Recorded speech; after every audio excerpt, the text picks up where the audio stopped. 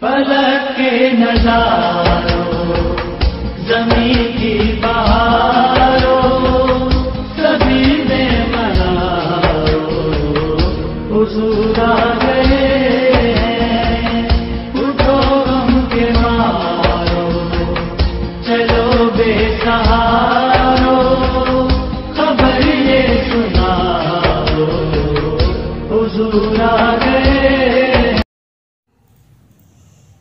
اعوذ باللہ من الشیطان الرجیم بسم اللہ الرحمن الرحیم. الصلاۃ والسلام علیکہ یا سیدی یا رسول اللہ وعلی آلہ وصحابہ یا سیدی یا نبی اللہ. الصلاۃ والسلام علیکہ یا سیدی یا نور اللہ وعلی آلہ وصحابہ یا سیدی یا محبوب رب العالمین. السلام علیکم ورحمۃ اللہ وبرکاتہ. کیسے ہیں سب احباب؟ امید کرتا ہوں سب خیریت سے ہوں گے. اللہ کریم سب کو اپنے حفظ و امان میں رکھے اور اللہ کریم جو ہے وہ سب پر اپنا خاص کرم اور فضل فرمائے. سب سے پہلے میرے تمام دوست احباب بھائیوں کو ربیع النور شریف کا چاند بہت بہت مبارک ہو. الحمدللہ ثم الحمدللہ. آج ربیع الاول شریف کا چاند نظر آ گیا ہے اور کل یکم ربیع الاول شریف ہے. تو یہ وہ مقدس اور بابرکت مہینہ ہے کہ جس مہینے میں کریم آقا علیہ الصلاۃ والسلام کی ولادت باسعادت ہوئی. اللہ تعالیٰ کی پاک اور مقدس بارگاہ میں دعا ہے کہ اللہ کریم اس پاک اور مقدس مہینے کے صدقے تمام بیماروں کو شفائے کلی عطا فرمائے، تمام بے روزگاروں کو اچھا سا روزگار عطا فرمائے، اور خصوص بالخصوص کہ اس پاک مہینے کے صدقے کہ جس مہینے میں اللہ کریم نے جبرائیل امین کو مخاطب فرمایا اور فرمایا کہ جبرائیل آج کسی کے گھر بیٹی نہیں ہونی چاہیے، سب کے گھر بیٹے ہونے چاہیے. تو اللہ کریم اس پاک اور مقدس مہینے کے صدقے میں اللہ کریم سب بے اولادوں کو نیک نورینہ صالح اولاد عطا فرمائے. دوستان محترم، میں بات کرتا چلوں کہ اکثر اوقات یہ سننے میں آیا ہے اور پڑھنے میں بھی آیا ہے کہ یہ میسیج آتے ہیں واٹس ایپ فیس بک وغیرہ پر. میں نے ویڈیو کچھ دن پہلے بھی اپڈیٹ کی.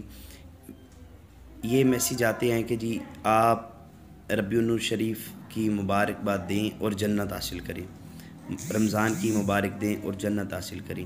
تو دوستان محترم، آج کا یہ مقدس اور بابرکت دن ہے. ایک تو جمعۃ المبارک کا دن ہے، بہت فضیلت والا دن ہے، مسلمانوں کی ویسے ہی عید ہے. اور پھر بڑی مبارک یہ ہے، بڑی خوش بختی یہ ہے کہ عید کا مہینہ آ گیا ہے.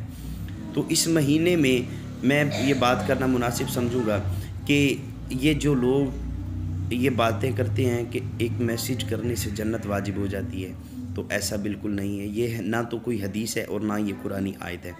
تو سامعین ذی وقار میں آپ کو بتاتا چلوں کہ کریم آقا علیہ الصلاۃ والسلام کا فرمان علی شان ہے.